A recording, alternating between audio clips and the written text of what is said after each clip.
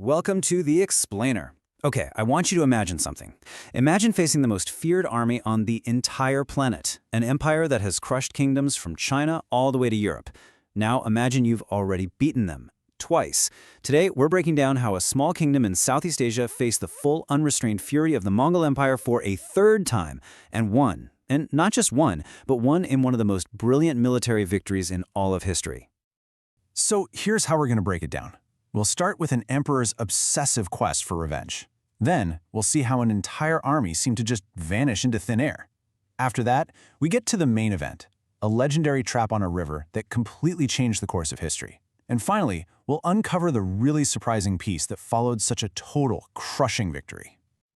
All right, let's set the stage here. You have to ask, why was the world's most powerful empire so obsessed with this one small kingdom?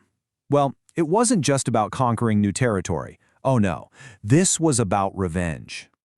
You see, for the Mongol leader, the great Kublai Khan, this was deeply, deeply personal. He had already been defeated twice, by the kingdom of Đại Việt, which is in the region of modern-day Vietnam. He was so dead set on winning this time that he literally diverted a massive invasion force that was on its way to conquer Japan, all just to settle the score. And what a force it was. He assembled a massive army led by his own son, Toghon. We're talking about an army of around 300,000 soldiers and a navy of hundreds of warships. Let's be really clear here. This was not just a mission to teach them a lesson. This was an army of pure annihilation. Now, you might look at this chart and think, hey, the forces look pretty evenly matched. But those bars, they hide a crucial reality. The Mongol army was a professional, battle-hardened war machine that had conquered half the known world. The Đại Việt forces, yeah, they were defending their home, but they were facing, without a doubt, the most feared military on the planet. So, the Mongols march in, totally expecting this massive, decisive battle where they can just crush their enemy. But instead of an army, they find, well, nothing. Just empty cities, abandoned fields, and an enemy that would strike like a ghost from the shadows and then just melt back into the jumble. This quote right here, from the Đại Việt Supreme Commander Trần Hưng Đạo, it shows incredible confidence, right? It might even sound a little arrogant, but here's the thing. He had a plan. He knew he couldn't beat the Mongols in a straight-up, head-to-head fight. So he decided he wasn't going to give them one. And this was their scorched earth strategy, and it was absolutely brilliant. The Đại Việt army basically became a phantom. They evacuated entire cities, they burned the crops, they poisoned the wells, anything to deny the invaders supplies. The whole goal was to turn the Mongol army's greatest strength, its massive size, into its greatest weakness. They were going to starve them out. And this is exactly what happened. The Mongols march into the capital, Thonglong, and they capture, well, an empty city. It was a total strategic failure.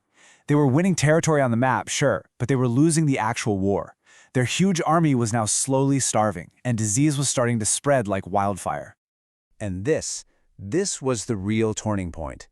So while the Mongol army is stuck starving in the capital, their entire supply fleet is sailing to meet them. But a Đại Việt commander, Trần Hưng, he lures them into a trap. He fakes a retreat, baits them into a harbor, and launches a surprise attack that completely, and I mean completely, destroys the fleet. Just like that, the Mongols' lifeline was cut. Which leads us to the climax, and to one of the most ingenious military traps in all of history. With their supply lines gone, the Mongol army was starving, desperate. They had only one option left: retreat. The Mongol commander, Toghon, he ordered a full withdrawal. The army would retreat over land, while his powerful navy would escape to the sea down the Bukdong River. To him, it seemed like a safe route. What he had no idea about was that he was sailing directly into a history-making ambush. General Trần Hưng Đạo plan was nothing short of a masterpiece. As you can see here, it was all about timing and using the local terrain. First, he had his men plant these massive, iron-tipped wooden stakes deep into the riverbed, where they'd be completely hidden at high tide. Then, a small Đại Việt fleet baited the entire Mongol navy up the river, right over the trap. And then, when the tide turned and the water level dropped, the Mongol ships found themselves impaled on the stakes, trapped, helpless, and that's when the real ambush began. What happened next wasn't a battle. It was a slaughter. The massive Mongol warships were stuck, they were helpless, and they were completely surrounded. From the river banks and from small, quick boats, the Đại Việt forces attacked with swarms of fire arrows, turning the entire river into an inferno. The Mongol fleet wasn't just defeated, it was annihilated.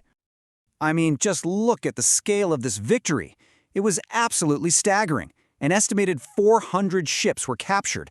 Hundreds more were sunk to the bottom of the river. We're talking tens of thousands of Mongol soldiers killed or taken prisoner, including their top naval commander, O Man Nhi. This wasn't just a defeat. It was one of the single most catastrophic naval disasters in military history. So, after a victory this total, this absolutely stunning, what happens next? You'd probably expect massive celebrations, defiance, right? But what Đại Việt did next was, in some ways, even more strategic than the battle itself. This table really just sums it all up, doesn't it? For the Mongols, it was utter disgrace. Toghon, Kublai Khan's own son, was exiled in shame. For Đại Việt, it was eternal glory. Trần Hưng Đạo became a revered national hero, a symbol of ingenuity who is still celebrated to this day. And this was the final brilliant move. After humiliating the world's most powerful empire, Đại Việt chose diplomacy over defiance. They actually sent envoys to the Mongol court and voluntarily agreed to become a tribute state again. You might ask, why on earth would they do that? Because they understood the difference between winning a battle and winning the peace. Paying a symbolic tribute was a very small price to avoid a fourth invasion. They'd already proven their strength. Now they were securing their independence through sheer wisdom. It was a true victor's peace. So, the story of the River of Stakes leaves us with this question. What is truly more powerful, an empire's might or a people's ingenuity? This incredible victory shows us that sheer power can be overcome by clever strategy, by deep knowledge of your home turf, and by the unbreakable will of a people defending their home. And that's a timeless lesson in how the small can and do defeat the mighty.